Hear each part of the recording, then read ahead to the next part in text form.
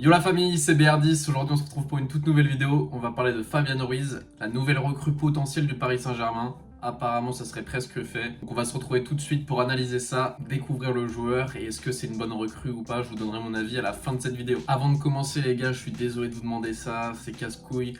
Mais les gars, n'hésitez pas à liker. Je vous demande pas d'argent, je veux pas vous faire chier. Et juste, les gars, likez la vidéo parce que quand je le demande pas, on fait 20 likes, on fait 30 likes, on fait 50 likes. Quand je le demande, on fait plus de 100 likes.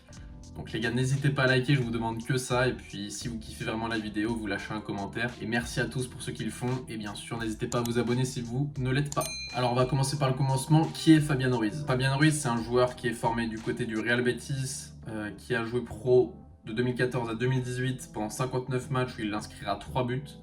Après, il a été à Elche en prêt. Et il a signé à Naples en 2018 où il avait 166 matchs pour 22 buts. En termes de statistiques, les gars, vous me connaissez, j'adore être sur FBref.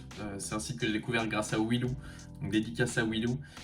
Vous voyez les statistiques, donc c'est comparé par rapport aux 365 derniers jours, basé sur les joueurs de 2000, qui ont joué 2761 minutes jouées et qui jouent dans les 5 grands championnats. Par rapport à son poste, on peut voir qu'il marque beaucoup. Il marque plus que 95% des autres joueurs à son poste, sans compter les pénaltys. Il tire beaucoup, il fait des passes décisives, donc c'est un joueur décisif. Il fait énormément de passes, il réussit beaucoup de passes, 9 passes sur 10, donc c'est déjà très bien. Et en plus, il fait beaucoup de passes vers l'avant, plus de passes vers l'avant que 83% des autres joueurs à son poste, donc c'est énorme. Nombre de chevauchés avec le ballon, 84%, donc il est dans le top 15% des milieux de terrain en Europe. Donc ça veut dire qu'il porte énormément la balle sur les statistiques. Passe vers l'avant reçu 80, donc c'est un joueur qu'on aime bien chercher pour aller déclencher une attaque vers l'avant. Et il intercepte plus que 66 autres % des milieux de terrain. Donc déjà, on a déjà quelques données par rapport à Fabian Ruiz grâce à ces statistiques. Ensuite les gars, je vais vous parler de Datascout qui a réalisé un thread sur Twitter par rapport à Fabian Ruiz et qui a été un très bon thread qui m'a appris pas mal de choses personnellement, même s'il y avait beaucoup de choses que je savais. Et je me suis dit, je vais leur faire une petite passe décisive, je vais leur faire une pub parce que franchement, ils font du très bon travail. Donc les gars, n'hésitez pas à aller voir le Twitter de Datascout, ils ont 7000 abonnés.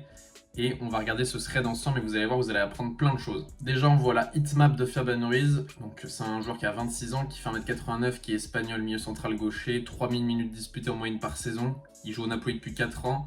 Et donc, sa zone d'influence est le deuxième tiers du terrain, comme vous pouvez le voir. Donc, c'est un joueur qui, comme on l'a vu avec les statistiques avant, qui a une très bonne qualité de passe. Donc, il va essayer d'être le plus haut possible sur le terrain, sans aller chercher la zone des attaquants pour pouvoir distribuer le ballon.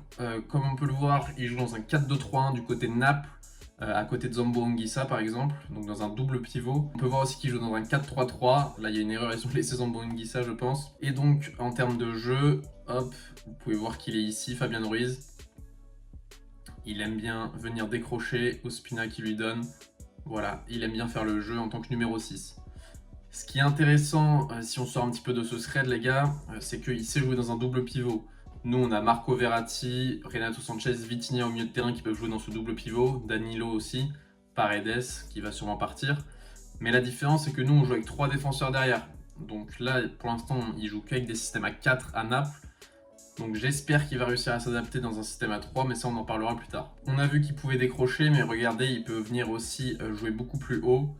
Hop, là il est ici, il se retourne et il va chercher, il va chercher vers l'avant, pardon, je m'étouffe, un attaquant. Donc c'est un joueur qui sait jouer entre les lignes.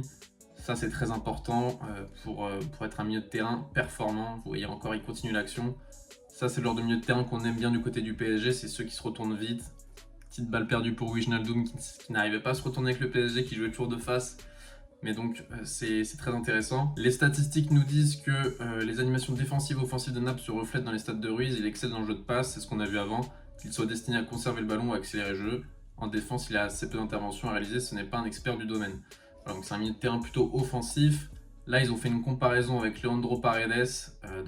Fabian Ruiz, on peut voir qu'il a 2 ans de moins, mais qu'il a joué plus de 1200 minutes en plus. Et donc là, on peut voir que Fabian Ruiz est en bleu. Donc il touche plus le ballon dans la surface, il fait plus de courses progressives, il fait plus d'accélération, plus de dribble. Duel défensif gagné, c'est à peu près pareil. Passe vers la surface, Paredes, il est meilleur. Et passe décisive attendue, Fabian Ruiz est meilleur. Là, ils ont fait une comparaison à Marco Verratti. Voilà, Marco Verratti est le meilleur dans tous les domaines, sauf en duel défensif gagné et en interception et en but attendu. Forcément, on connaît Marco Verratti, ne marque pas beaucoup de buts. Datascout fait un petit rappel et je voulais vous en parler. C'est pas parce qu'il est grand qu'il a un bon jeu de tête. Et effectivement, Fabien Ruiz a un mauvais jeu de tête. Il prend quelques ballons, c'est déjà mieux que des Verratti, que des Renato, que des Vitinha, que des Wijnaldum, que des Paredes. Mais sa taille est trompeuse, c'est un faux grand, à la manière de Ekitike ou de Zlatan Ibrahimovic. C'est pas parce qu'on est grand qu'on est bon de la tête. Datascout nous dit que ses deux qualités premières sont ses passes et sa capacité à se rendre disponible, c'est ce que je vous disais. Hop, cet extrait illustre bien une différence avec Paredes. Il récupère le ballon, attaque directement l'espace, tente un dribble. C'est vrai que Paredes, on le voit jamais faire ça. Donc là, vous voyez, il a récupéré le ballon, il attaque l'espace comme ils l'ont dit, et il va déclencher une frappe, paf, et il marque. Donc ça peut être intéressant. Oui, c'est assez lent, ses premiers appuis sont particulièrement peu explosifs, cependant son grand gabarit lui permet de gagner certains ballons alors qu'il les dépassait. Voilà, là c'est un très beau tacle, et après il se rend directement disponible et il fait le jeu. Ça c'est intéressant. On peut également voir que Fabien Ruiz a une bonne qualité de jeu long. Hop, avec son pied gauche, il va chercher du côté opposé. Ça doit être Callejon si je dis pas de bêtises, non c'est pas Callejon. Je n'arrive pas à le reconnaître, le numéro 21 de Naples. Hop, là on peut voir un gros raté de Fabien Ruiz, c'est toujours intéressant. Hop, voilà, on peut voir que c'est pas un joueur parfait, on le survend pas, même si après il se rattrape et qu'il récupère ce ballon et qu'il l'élimine et qu'il fait une course progressive, comme on l'a vu dans les statistiques tout à l'heure. Il aime bien porter la balle et faire avancer le jeu via ses courses. Et on peut voir qu'au départ il a fait une grosse erreur, donc c'est pas non plus un joueur parfait. Mais aucun joueur n'est parfait. Alors là, une nouvelle action, Fabien Ruiz qui se rend disponible, il se retourne rapidement, comme je vous l'ai dit, c'est très important. La passe en profondeur et le but juste après, et non, il n'y a pas de but. En tout cas, on peut voir qu'il a une très bonne qualité de passe sur le jeu long. Et donc ça on l'a déjà du côté du Paris Saint-Germain, mais ça peut toujours servir. Maintenant, je vais vous donner mon avis en regardant ce highlight de Fabien Ruiz. Régalez-vous les gars. Moi personnellement je pense que Fabien Ruiz forcément c'est un très bon joueur, on le connaît. Moi qui regarde un petit peu de Serie A de temps en temps, je sais que Fabien Ruiz c'est un très bon joueur. Là, on peut le voir face au FC Barcelone, face à Manchester City, non face à la Lazio de Rome pardon. C'est un joueur qui a des références face à des gros clubs. Mais personnellement l'apport que je le vois au Paris Saint-Germain, c'est déjà que c'est un milieu gaucher. Donc ça c'est les points positifs. Il est gaucher, il est pas très vieux, il est à l'aise techniquement, il est international. Ça, c'est des points positifs. Il sait jouer dans un double pivot, donc dans un milieu à deux. Ça, c'est intéressant. Point négatif, on ne sait pas s'il sait jouer dans un système à 3.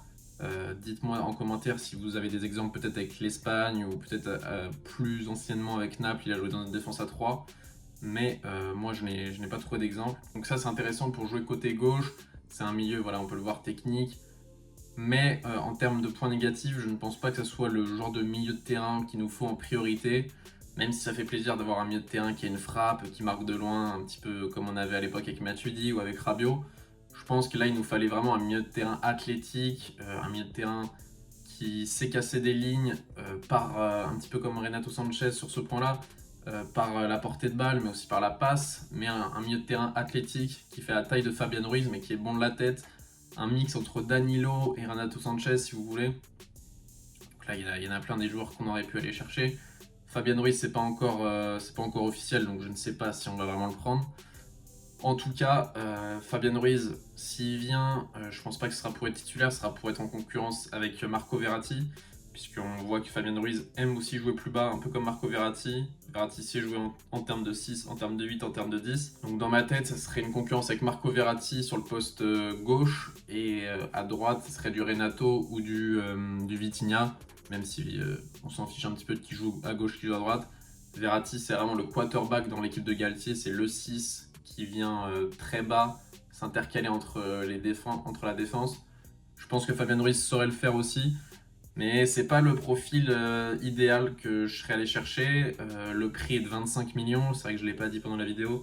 25 millions, je ne sais pas ce que vous en pensez. C'est un prix, on va dire, convenable. Il a quand même marqué 22 buts avec le Napoli, donc là c'est une différence par rapport à Verratti ou même Renato Sanchez qui n'a marqué qu'un seul but avec Lille. Un milieu de terrain buteur, c'est intéressant. Mais personnellement, je mettrais une note de 6 sur 10 en termes d'idées de cette recrue. J'espère qu'il va me faire mentir et qu'il va être exceptionnel s'il vient. Mais je ne sais pas, je pense pas que c'est la priorité. Mais même si bien sûr j'aurais préféré qu'on aille chercher un Frenkie de Jong par exemple, un vrai milieu comme ça. Même un milieu comme Fabinho, un milieu comme Sangaré. Il me fallait vraiment un milieu athlétique au milieu de terrain.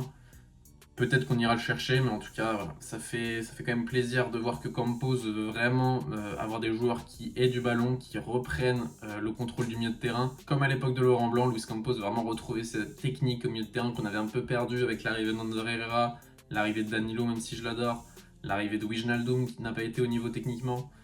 Donc voilà, ça me fait quand même plaisir que Campos essaye de remettre le pied sur le ballon. J'espère que ça va pas prendre trop de minutes de jeu à Zahir Emery, puisque voilà, le Warren Zahir Emery, qui a été le plus jeune joueur de l'histoire du PSG à jouer en Ligue 1, 16 ans et je ne sais plus combien de jours. Donc j'espère que ça va pas trop lui prendre de temps de jeu. Dites-moi en commentaire ce que vous en pensez, les mecs. Moi, je mets une note de 6 sur 10 à cette recrue, et j'espère qu'à la fin de la saison, je dirais que c'était un 9 sur 10. Mais voilà, j'ai pas mal de réserves. Ce qui est bien, c'est qu'il est polyvalent. Il peut jouer plus bas, il peut jouer à gauche, il peut jouer plus haut au numéro 10. Donc ça, c'est pas mal. Mais je reste sur ma faim quant au profil du joueur. J'aurais bien aimé un joueur de tête plus défensif pour lorsque on mène au score et qu'on puisse maintenir les attaques. Et un petit peu comme Danilo, une vraie sentinelle. Mais Danilo, je le vois plus jouer central dans cette équipe de Galtier et moins en numéro 6. Donc voilà, j'aurais aimé ce profil. C'est pas encore signé, donc je vais pas trop m'avancer. Donc dites-moi en commentaire, les mecs, ce que vous en pensez. Voilà, pour 25 millions, est-ce que vous trouvez que c'est une bonne recrue ou non? J'attends vos avis dans les commentaires. Je vous souhaite une très bonne matinée, une bonne journée, une bonne soirée, une bonne nuit. C'était BR10. Peace! Even when you feel slow, you can still go. Even when there's no hope, you can still go. I never answer to no, man, I still go. Go, go, go, go, go, go.